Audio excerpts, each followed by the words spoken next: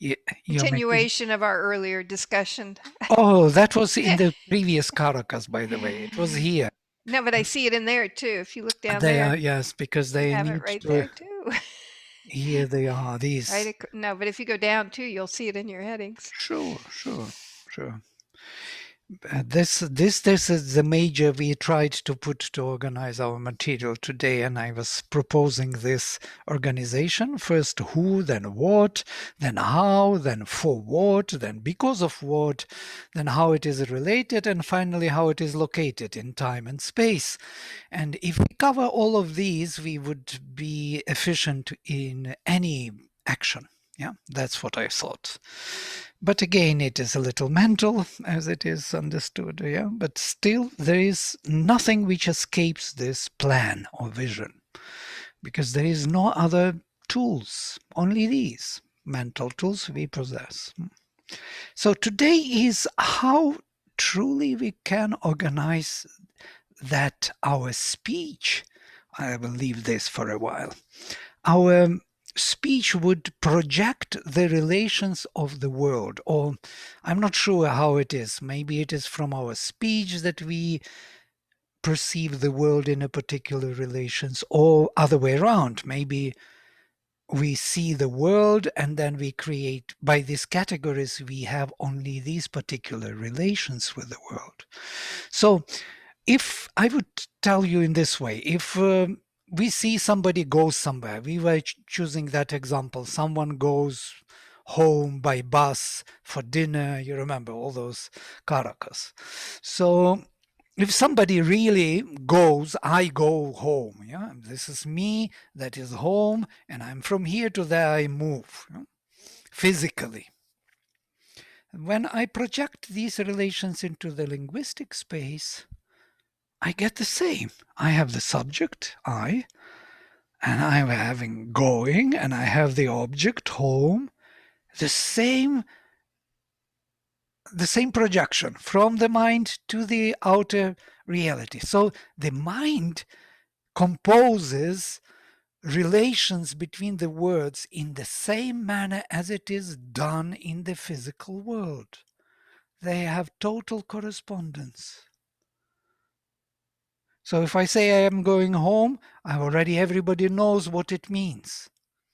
Outwardly, physically, it means exactly that, by bus, yeah? Or by any other means. And for dinner, everybody knows what it means, and not only by experience, but also semantically, how it is being organized. So the inner space and outer space, as it were, are identical, or at least corresponding. Yeah? Maybe not totally identical. Semantically identical. So how do we organize this inner linguistic space? What categories do we need? What do we need to express what is happening outside? And this is the topic of today. So we need someone who is substantive. Without the substantive, without the actor, there is not much to say or not much to do.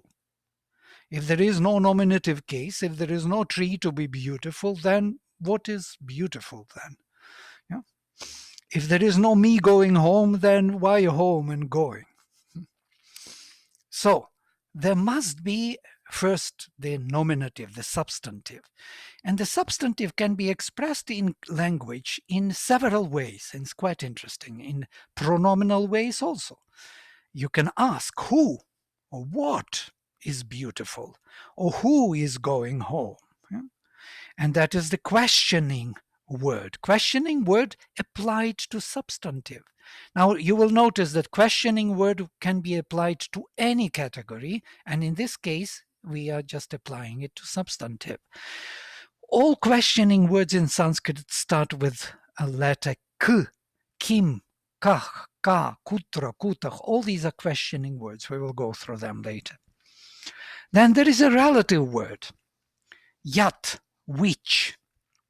So in English, which can be questioning word and which can be relative word, yes? Both ways.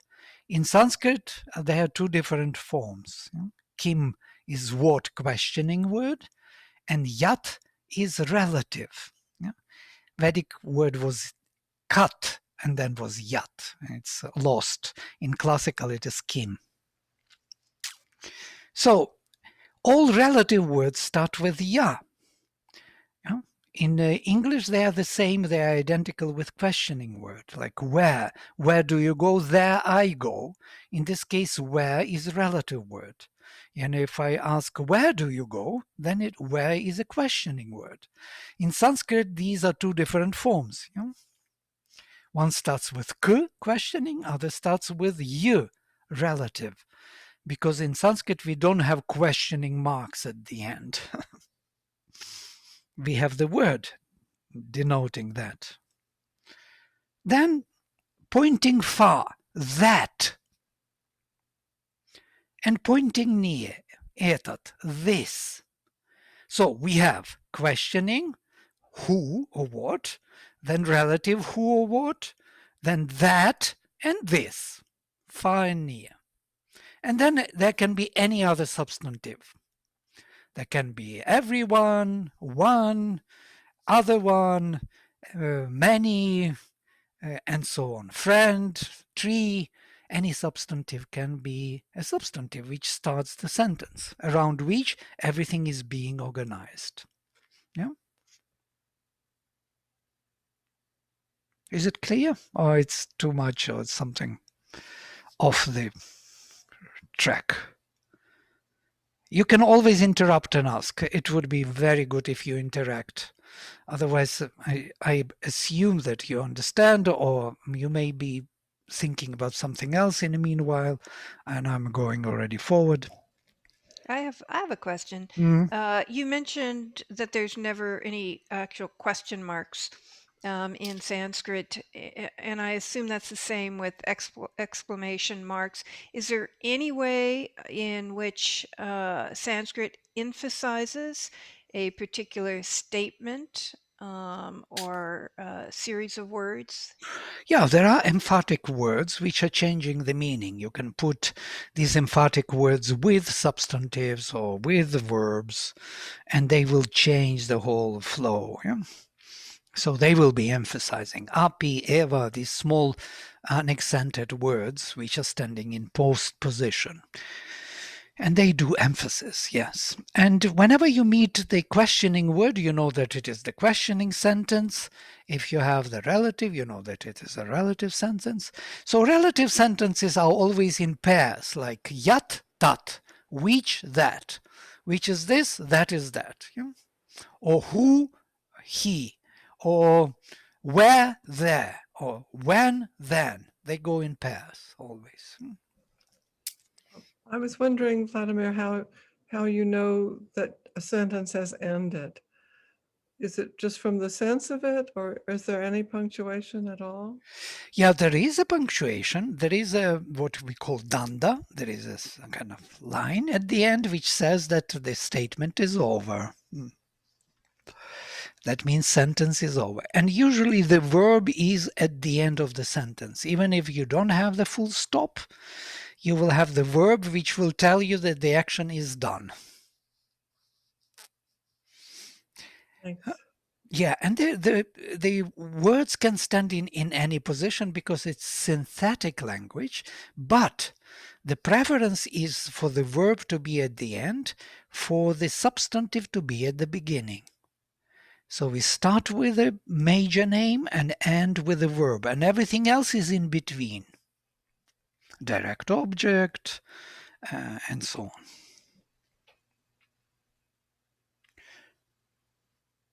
Maybe I'm using too much linguistic terminology also, so please clarify if needed. So this is quite clear. So substantives can be asked, can be related to, can be pointed far, pointed near, or be in any other way.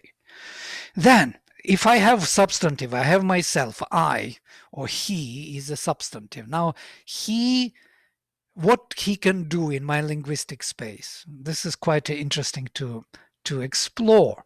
I have the substantive in my mind. Now what I can do, I can move him from here, where he is, where it is, to there where he is not. So I can go there. Where do you go? I go there. I point there. Yeah? Or I come here again, from there to here.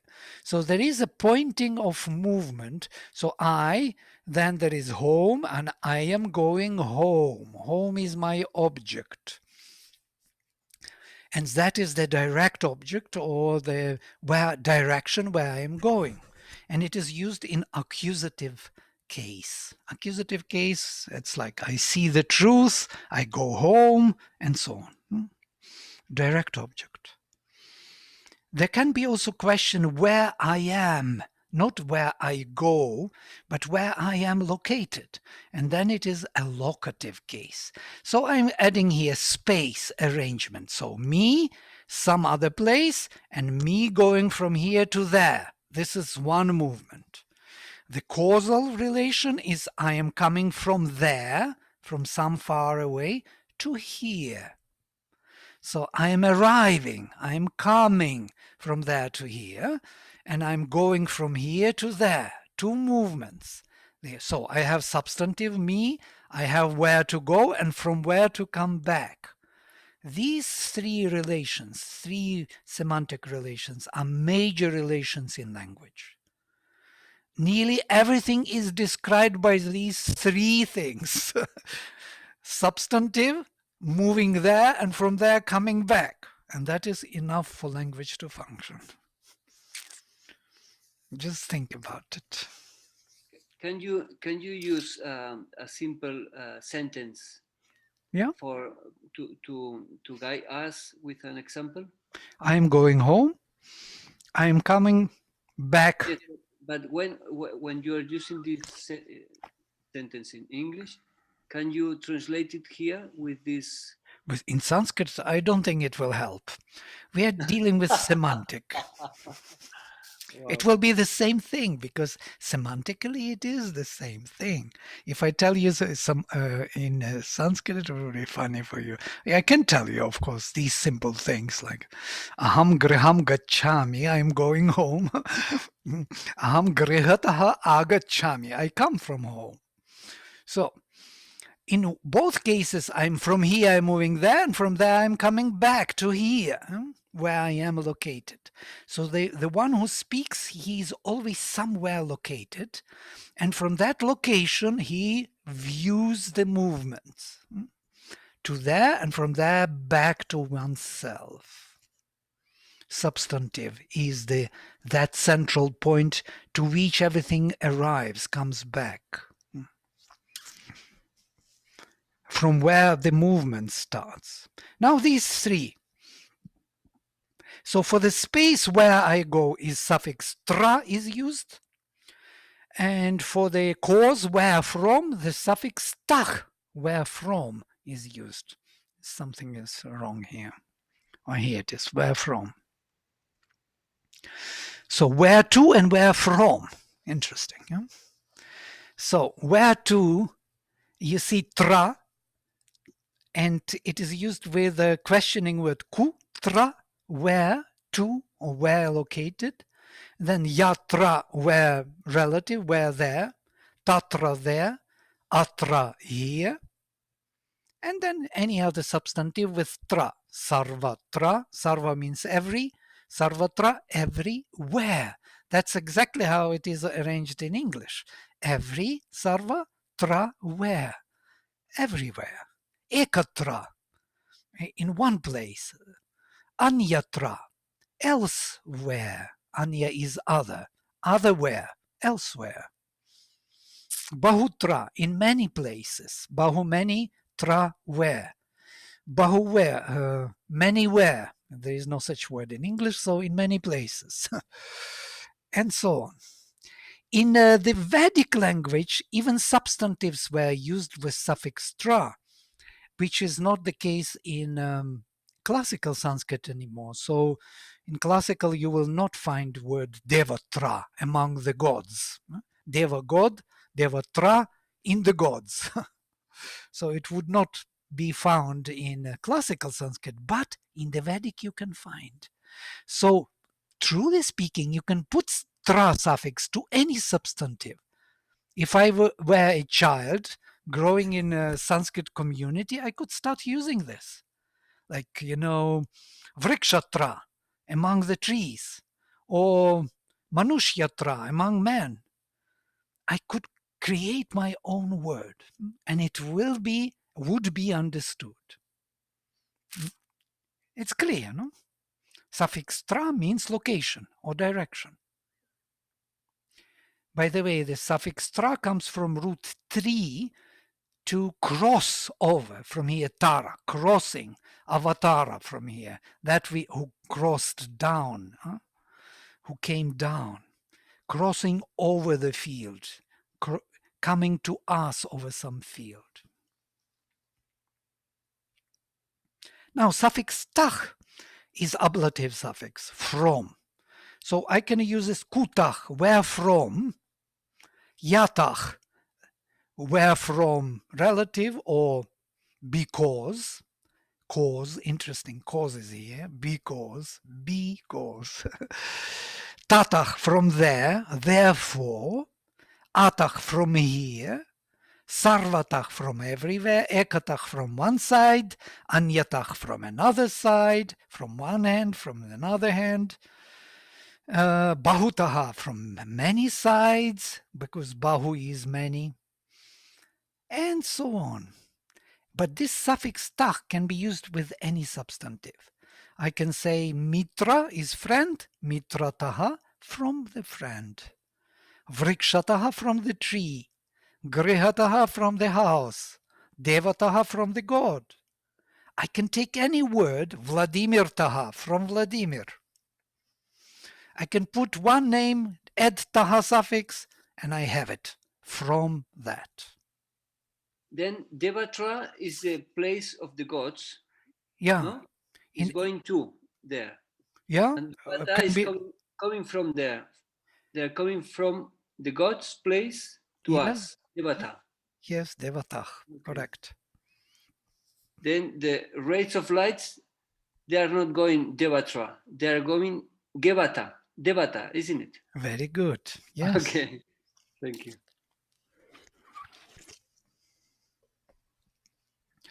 I'm just showing this arrangement, how beautiful and clear arrangement is made. So we have substantive, space, and cause, or so to say, direction in one and coming back. Then we have another category, time. And time is actually a movement which cannot be arranged by space. Yeah, because the Earth is rotating around itself, around the sun, so it changes from day to night. So how could you really say that you moved from one space to another, and the Earth is moving together with the sun? They're flying through the huge galaxy, through the universe with a speed of 1 million kilometers per hour. So how can you say that I'm in that space, I'm going there? You cannot say it. So that's why we say tomorrow, or day after tomorrow, or next month, or whatever. So we use another scale which is applicable where the space scale cannot be applied. So I would not differentiate time from space in this case. I say it is the same arrangement, only on another scale. And the suffix is da. So kada, when, yada, when, relative, tada, then, in that time, then ida, in this time. And notice that every questioning word has ka, every relative word at the beginning has ya, every pointing fa has ta, tat, tatach, tada, and every niya has some vowel at the beginning. You can see like etad, idam, atra, atach, ida, always never tu, never ku, and never you. Always vowel. Even between these vowels, there was differentiation in the Vedic language. E was the closest, A was the farthest, and E was in between. But then in classical Sanskrit, this distinction disappears. So only niya. Niya starts with vowel, fa starts with ta, that.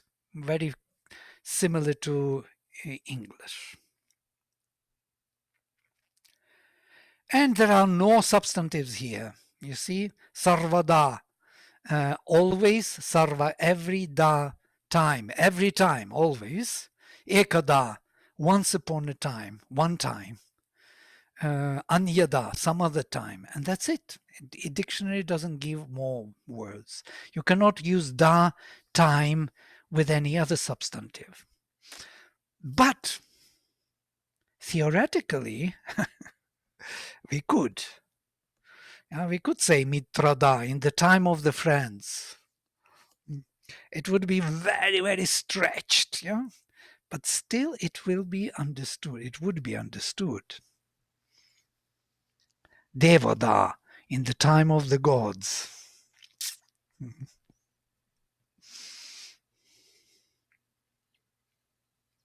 I will skip this rhi suffix because it is just the not important for now, for this introduction. Then, so we have the movement. We had the movement on the scale of time and space, back and forth, and now we have something else. We need to have to arrange that outer space within our linguistic space. We need the manner, how we move from here to there, in what way, quickly, happily, by bus, with the help of the friend. Somehow we need to use some instrumentation, some help, something by which, I will move like, crawlingly or jumpingly. I would do it in my way, so to say, running. So how do I move from here to there and back and forth?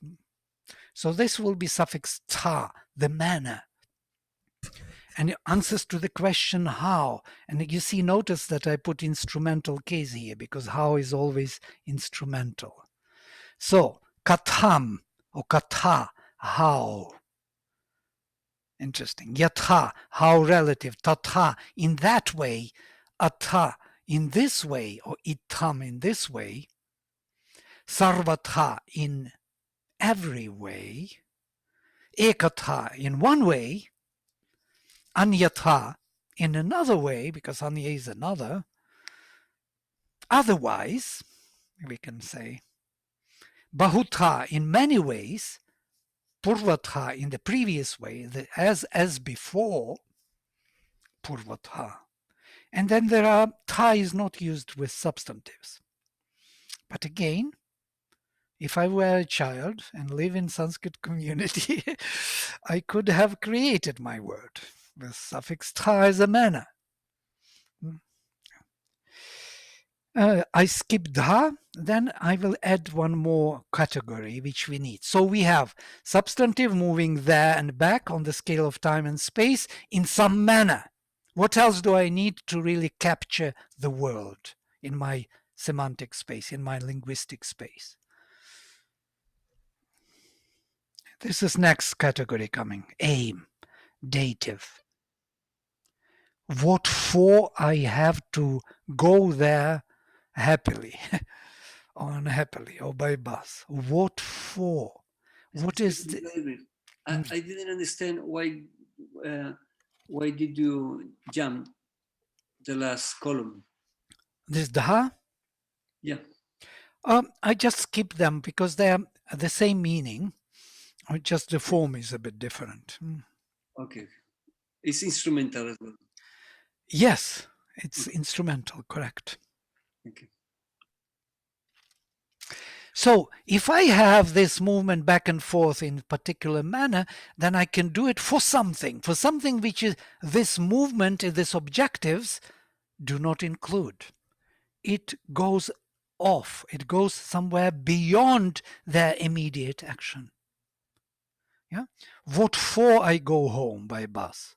I go for dinner, for something to achieve, which is not immediately visible in going home.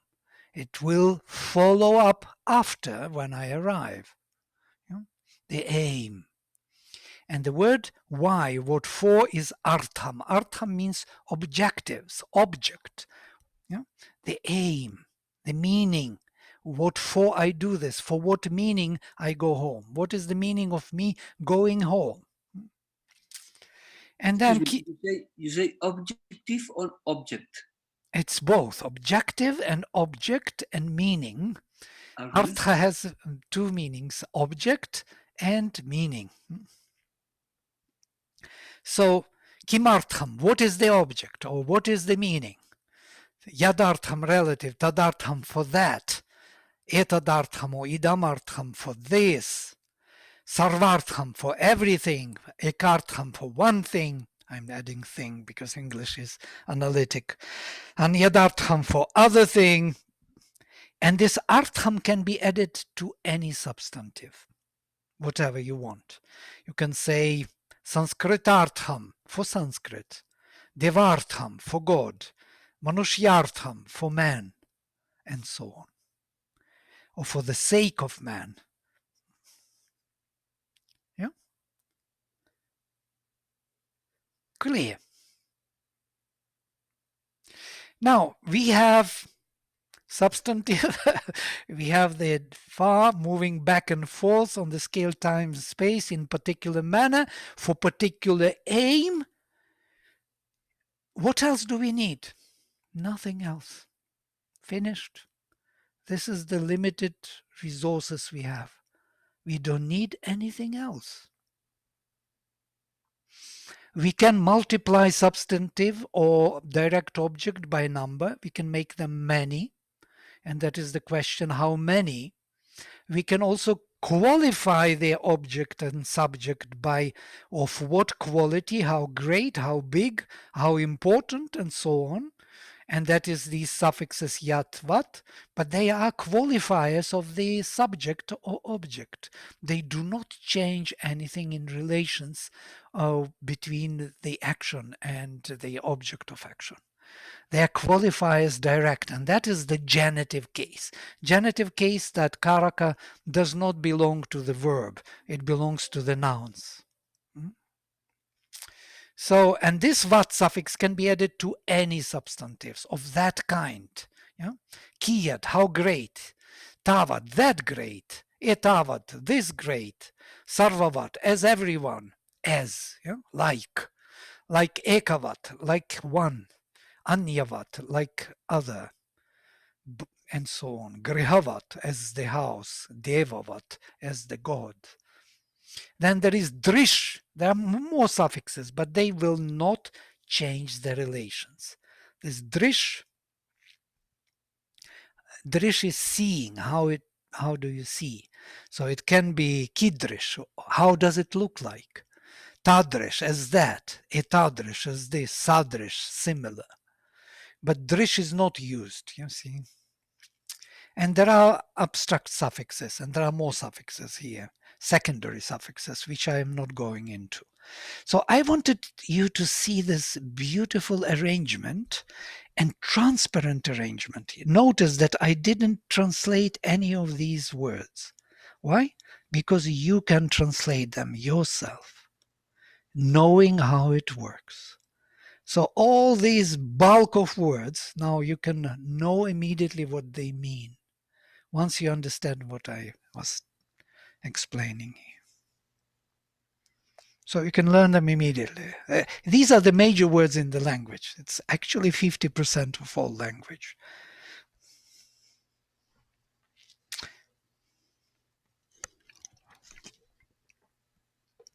Yeah, you have some questions? I lose the last column, or I don't know. I don't. When you say abstract name, what do you mean? Yeah, this is what we use: ship, ness, yeah, hood in English. Kimta, kimtvam, tatvam, thatness, yeah. Etatvam, thisness. Sarvatvam, everyness. Ekatvam, oneness. Ness is in because in English. Right. Nes is presence of, no? Presence of something. The presence of something. It's an abstraction, like ekatvam, like oneness or unity or awareness. When you say nes, is the presence of the to be aware, isn't it? I don't think so. Ship, you can use ship, ness, hood, like membership. Ship is to be included as a member, no? Membership. Yeah, not necessarily. It can be like anything, like ship. You can use with other words, like I don't know, and also T suffix. These are all suffixes which create new names of abstract meaning, like humanity, manushyatvam. Yeah, manushyatvam. Do you mean there is not an There is no full correspondence precise between. translation? No, there is no. Or ship, or is an example only. It's not a translation. Yeah, in English there are many suffixes used and not all of them are applicable. You cannot apply ness to every word, and you cannot apply ship or hood to every word, yeah? Or T.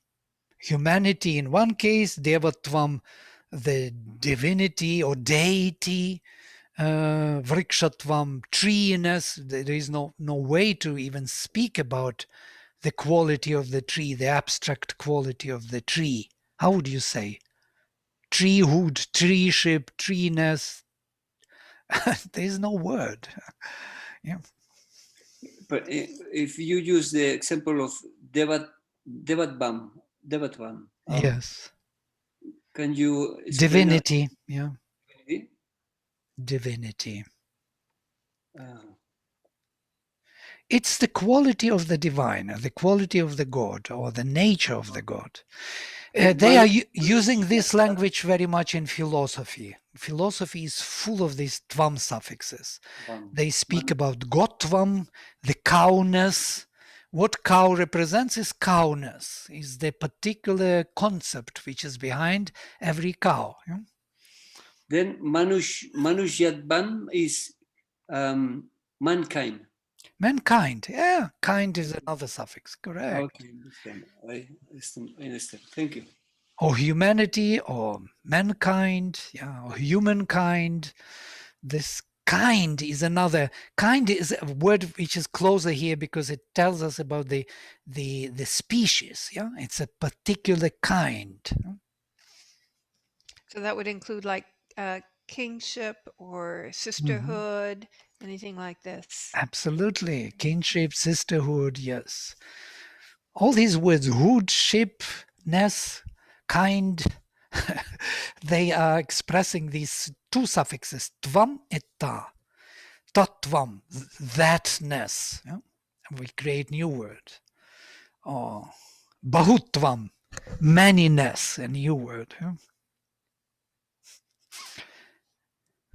But there is a different meaning, no? If you are using bam or ta, No. it's different meaning. No. It's same. Absolutely. You can say devat bam or devata. Yes. And it's the same, divinity. Well, devata are already used as deities, and devatvam will be used as divinity rather. There will be slight difference in usage or preference in usage in the literatures, but fundamentally you can say ta or tvam in the same way. There is always some peculiar way of using it, yeah, especially preference by some authors. All right, this is the syntax, how we organize our inner space, linguistic space, in accordance with our outer space.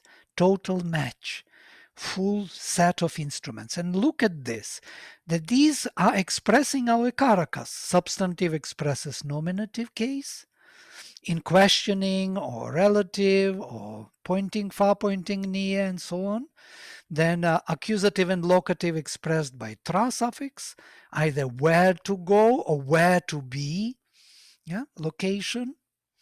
And then causative or ablative suffix, where from, because of what is stach suffix, it's ablative case, already 4 cases. Then instrumental, the manner, how we do it. Dative, what for we do it, it's already 6 cases, 6. And finally, quality, of what kind is the qualifier, and that is the genitive case. That's it. The case is projected onto relations between the words.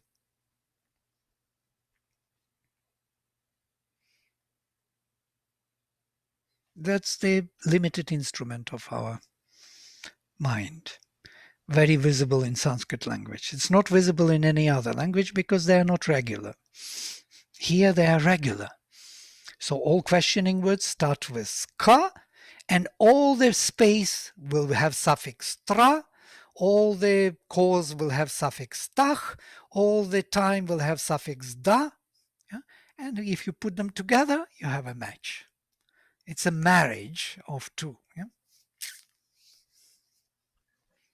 If you say all the language is regular, is like there is no exceptions. What do you mean?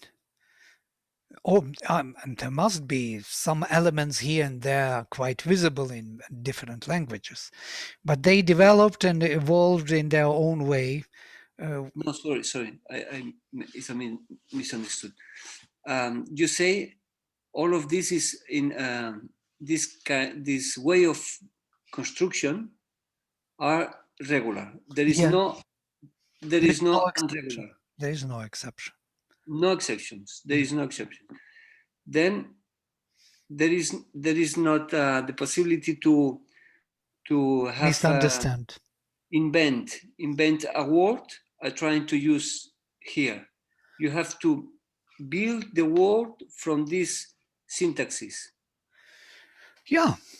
The order of how is creating this language is from the point of view of the syntaxes.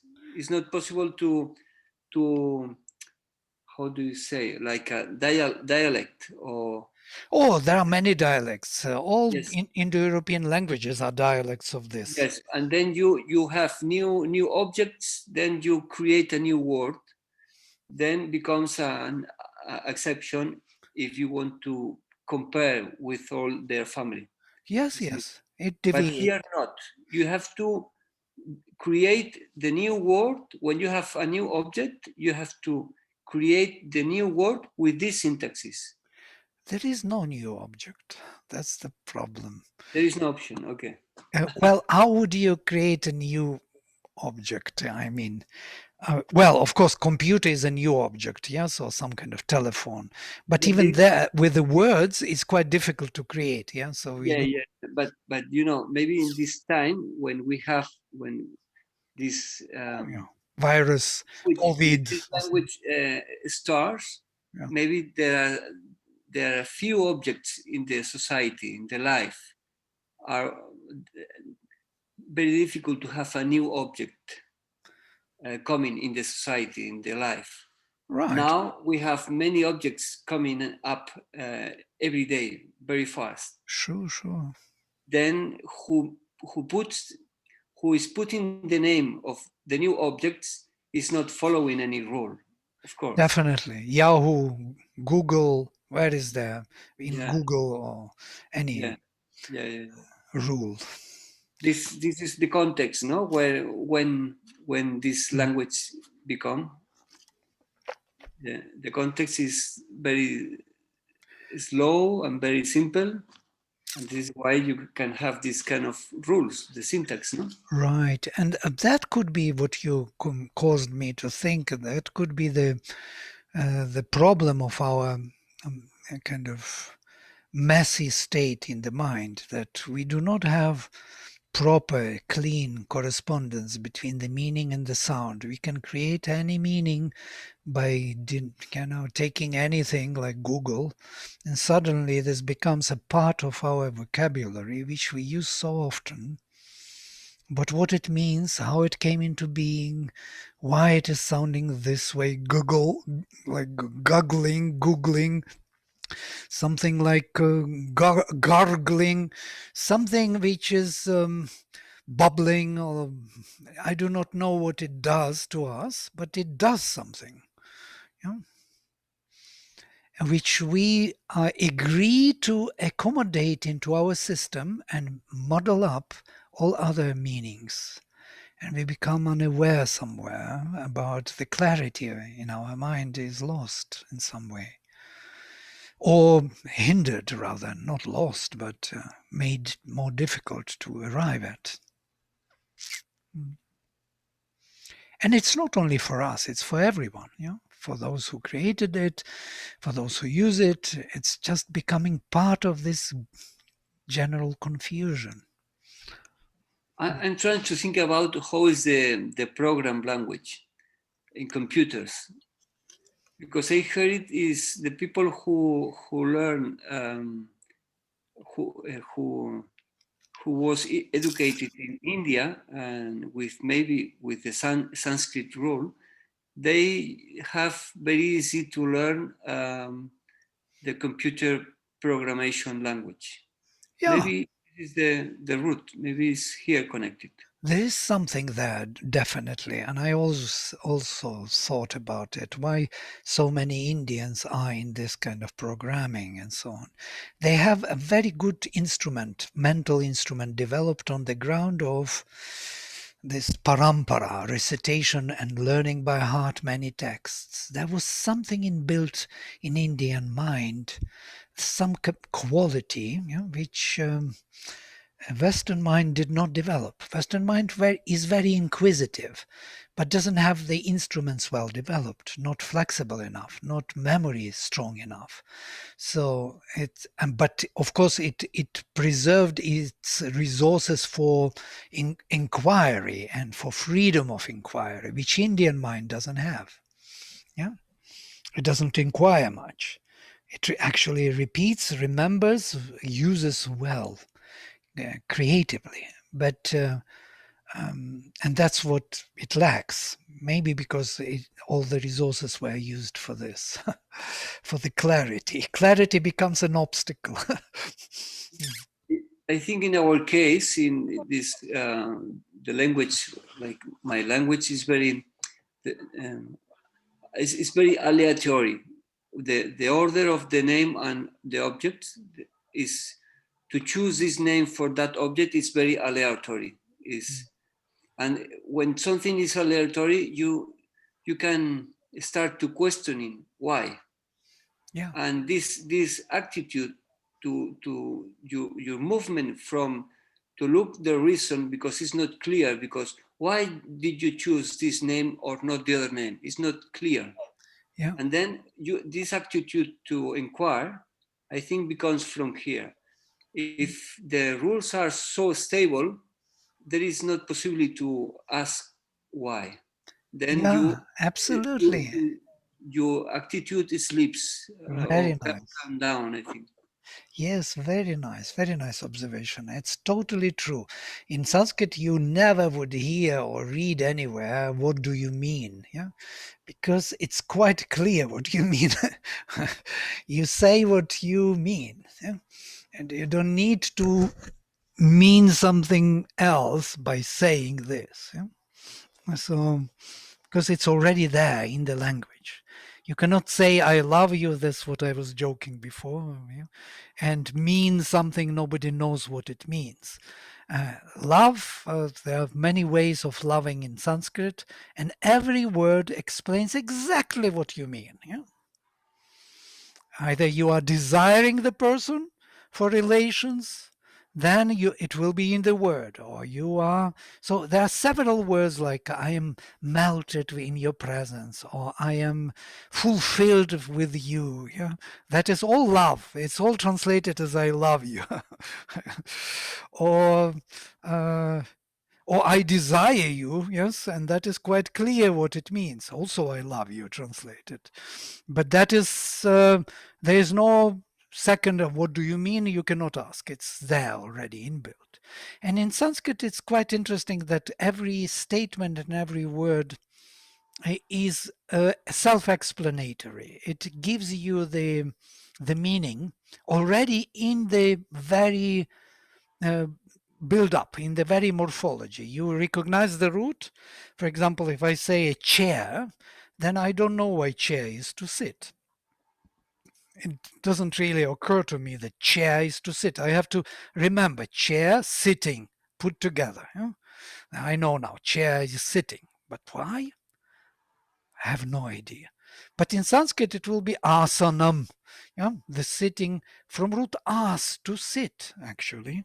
So it will be a sitting spot or sitting place or sitting thing, which will allow you to sit, or asandach, yes, or asanam. These yoga asanas are actually sittings, because there was the way to sit was actually in that posture, which was translated later as the yoga asanas. Or any other for that matter. If it would be like shooting something here, like you take a rifle or pistol. Why rifle is shooting, I do not know. Or pistol. Or revolver. Revolver because it revolves, yeah? And that's why. Because there is something telling us. This is interesting. But in Sanskrit, you will have it. It will be a shooting thing. It will tell you exactly what it does. Yeah? This is the sitting thing, that is the shooting thing, that is the speaking, that is the pointing. You will know from the word what it means. Transparent etymology. You will always see the meaning. It's very rare, very few words which you may be bewildered what it means. But not in English or any modern language for that matter. It's all, but these, for example, telephone, we were speaking television, they are taken from Greek and Latin, which are actually self-explanatory. In the Latin, it is also similar to Sanskrit. Yeah? There are simple roots which explain what they do, what the object does. It tells us in the word. But chair, rifle, not much to understand.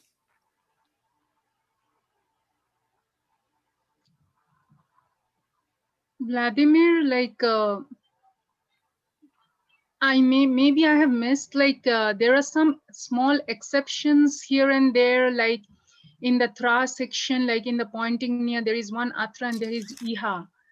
And then there is in the time section something that says ahuna, and in the ta or tham section saha, like the person like being near, like saha, rather than it's there. Some are following slight exceptions than the roots. Is there any explanation, or did you already explain and I missed? No, I didn't. It is this scheme is for learning Sanskrit. I gave the full list of things. Yes, there are other words, of course, like adhuna or, as you notice, iha. It's interesting. Iha and here, somehow they are here and iha, the same meaning, very closely related in the sense with English here. Yes, I just wanted to have the full list. And of course, but the major point for me is to see the suffixes, tra, tach, yeah, da. That's why these are the major words for our purpose of introduction. But of course, there are more words, which such as adhuna and iha, and ancient pronouns, which are also used together in this conjunction, like amutra, which I'm not commenting upon, and several things I'm not commenting here. But because language is 6,000 or 8,000 years old at least, so there's a lot of stuff there. All right. Thank you. Yeah. And you have a sharp mind. You immediately notice something which does not fit. You didn't look for that what fits. That's the quality of the mind today, critical mind, which always, it's okay, it fits. Where is that thing which doesn't fit? Oh, here it is. Let's focus on it and find out the rest. Thanks. All right, so we stop here, yes? That is it for our introduction to Sanskrit language. I would rather close here and we can read some mantras and see how it is for us. Yeah, we will learn next time mantras, reading, sounds, and then I will stop. Nice. Thank you. Yeah, I will stop at this introduction, and for those who want to really learn grammar, we will talk about that later, how to do it, how to learn language per se, that to be able to read Sanskrit texts. Okay, I'm closing with mantra. Om Sarve Bhavantu Sukhinah Sarve Santu Niramayaha Sarve Bhadrani Pashyantu Ma Kaschit Dukkha Bhag Bhavet Om Shanti Shanti Shanti Hari Om. So let's reconnect on 6 o'clock.